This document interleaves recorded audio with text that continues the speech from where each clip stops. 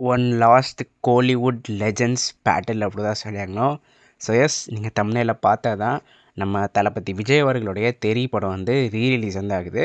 அந்த படம் அப்படிங்கிறது நம்ம அஜித் அவர்களுடைய மங்காத்தா படத்தோடைய ரீரிலீஸோட கிளாஷ்க்கு விடுறாங்க அப்படி தான் சொல்லியாகணும். ஜென்ரலாக புது படத்தோட கிளாஷ் கூட்டு தான் நம்ம பார்த்துருக்கோம். For the first time ever இந்த வேர்ல்டு நினைக்கிறேங்க, தமிழ்நாடு இல்லை, இந்தியான்னு இல்லை, all over the world first time ஒரு ரீரிலீஸ் படத்துக்கு நம்ம பசங்க தாங்க கிளாஷ்க்கு விட்றாங்க அப்படி தான் சொல்லுவாங்க. பட்டு இது வந்து பார்த்திங்கன்னா நான் ஒரு பெரிய கிளாஷாக ஒரு ஃபேன் வார் அப்படிலாம் எதுவும் பார்க்கல.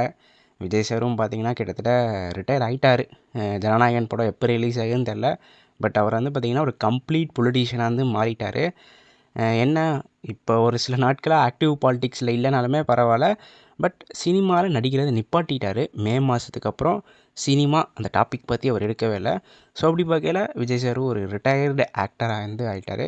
அதேமாதிரி நம்ம அஜித் அவரும் பார்த்திங்கன்னா கிட்டத்தட்ட ரிட்டையர்டு ஸ்டேட்டில் தான் இருக்கார். ரொம்ப ரேராக தான் படம் நடிப்பார் போல். ஸோ அதனால இப்போ இருக்கிற கரண்ட் நிலவரம்படி இது வந்து பார்த்திங்கன்னா ஒரு லெஜெண்ட்ஸ் கிளாஷே கிடையாது. இது வந்து பார்த்திங்கன்னா ஜஸ்ட் லெஜெண்ட்ஸ் மீட்டப் அப்படி தான் சொல்லியாகணும். ஸோ அதேமாதிரி இந்த 2 படங்களுடைய ரீரிலீஸை பற்றி ஒரு சில சின்ன பசங்க வந்து இப்போயே வந்து சோஷியல் மீடியாவில் ட்ரோல் பண்ண ஆரம்பிச்சிட்டாங்க அப்படி தான் சொல்லியாகணும். அவங்களுக்கெல்லாம் என்னுடைய ஒரே ஒரு பதில் வந்து என்னென்னா, kids had their time, now it's legends time அப்படின்னு ஒரு சேயிங் வந்து இருக்குது. அதாவது நான் என்ன சொல்ல வரேன் அப்படின்னா, இப்போ இருக்கிற சின்ன சின்ன பசங்கள்லாம் பார்த்தீங்கன்னா, என் தலைவனோட படம் எப்படி பயங்கரமாக ஓடியிருக்கான், நாங்கள் தான் இந்த வருஷத்தோட பொங்கல் வினர், நாங்கள் தான் இந்த வருஷத்தோட தீபாவளி வினர் அப்படி இப்படின்னு ஒரு சில வருஷங்களாக பேசிகிட்டு இருக்காங்க. அதாவது நம்ம இண்டஸ்ட்ரியில் இருக்கிற பெரிய பெரிய தலைகள் வந்து பார்த்திங்கன்னா ஃபெஸ்டிவல் ரிலீஸ் பண்ணாதனால இவங்க எல்லாரையும் டம்மி பீஸ் நினச்சிட்டாங்க போல். இது வந்து பார்த்திங்கன்னா நான் குறிப்பிட்டு ஒரு நடிகரை பார்த்தோம் அப்படிலாம் சொல்ல, ஜென்ரலாக வந்து ஹேட் பரப்புகிற ஆடியன்ஸுக்கு மட்டும்தான் இது வந்து நான் சொல்ல விரும்புகிறேன், ஓகேவா? ஸோ மித்தபடி நான் வந்து குறிப்பிட்டு இந்த நடிகரையும் அந்த நடிகரையும் வந்து டார்கெட் பண்ணியெல்லாம் சொல்ல, ஜென்ரலாக சொல்கிறேன் இந்த ஹேட் பரப்புகிற ஆடியன்ஸுக்கு. ஸோ அதனால் ஜென்ரலாக அஜித் சார் படமும் விஜய் சார் படமும் கிளாஷ்னாலே அது ஒரு பயங்கர ஒரு ஃபெஸ்டிவல் மாதிரி தான் இருக்க சொல்லியாங்க. ஜென்ரலாக அஜித் சார் படம் வருதுனாலே ஒரு ஃபெஸ்டிவல் வைப்ஸ் வந்து தரும். விஜய் சார் படம் வருதுனாலே அது வந்து ஒரு பயங்கரமான ஃபெஸ்டிவல் வைப்ஸ் வந்து தரும். இவங்க 2 பேரும் படமும் போட்டிக்கிறதுனா ஒரு டபுள் ட்ரிபிள் மடங்கு ஃபெஸ்டிவல் வைப்ஸ் தரும் அப்படி தான் சொல்லியாகணும். ஸோ ஒன் லாஸ்ட் டைம் நம்ம கோலிவுட் இண்டஸ்ட்ரி வந்து பார்த்திங்கன்னா இந்த 2 லெஜெண்ட்ஸோட பேட்டில் வந்து பார்க்க போகுது அப்படி தான் சொல்லியாகணும். So for the first time எனக்கு தெரிஞ்சு கோயம்புத்தூர் மாப்பிள்ளைக்கும் வான்மதி படத்துக்கும் தான் ஃபஸ்ட் டைம் நம்ம விஜய் சார் படமும் அஜித் சார் படமும் கிளாஷ்க்கு வந்து வந்தாங்க.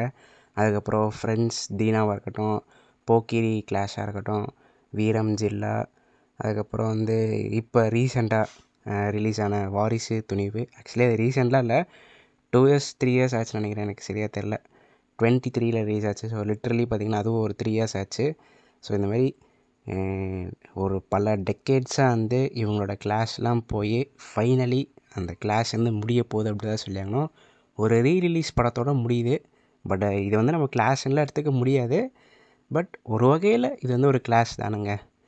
ஸோ ஓகே, ஒரு ஹெல்த்தி காம்படிஷனாக இந்த கிளாஸ் வந்து முடியும்னு நினைக்கிறேன். யாரும் வந்து பெருசாக இந்த பாக்ஸ் ஆஃபீஸில் எடுத்து சண்டைக்கெலாம் வராதிங்க. ஏன்னா at the end of the day Vijay சாரும் வந்து பார்த்திங்கன்னா ஹீஸ் ரிட்டையர்ட் ஆக்டர். அஜித் சாரும் வந்து பார்த்திங்கன்னா அவரோட பேஷன் நோக்கி போயிட்டாங்க. ஸோ அதனால் நம்ம வந்து இந்த லெஜெண்ட்ஸ் கிட்டேருந்து என்ன கற்றுக்கணும் அப்படின்னா, என்ன தான் நம்ம கெரியருக்கு வந்து ஒரு இம்பார்ட்டன்ஸ் கொடுத்தாலும் நம்ம பேஷனையும் சைட் பை சைட் பண்ணிட்டே இருந்தால் தான் நம்ம லைஃப் வந்து கொஞ்சம் பீஸ்ஃபுல்லாக போகும் அப்படிங்கிற இந்த விஷயத்த இந்த 2 லெஜெண்ட்ஸ் கிட்டேருந்து கற்றுக்கலாம். ஸோ இந்த 2 ரீரிலீஸ் படங்களில் நீங்கள் எந்த ரீரிலீஸ் படத்துக்கு போவீங்க அப்படிங்கிறத மறக்காமல் கீழே இருக்கிற கமெண்ட் பாக்ஸில் பதிவு பண்ணிட்டு போங்க. இந்த வீடியோ நான் இதோடு முடிச்சுக்கிறேன். அடுத்த வீடியோவில் சந்திக்கும் வரை நான் உங்கள் NK. நன்றி, வணக்கம்.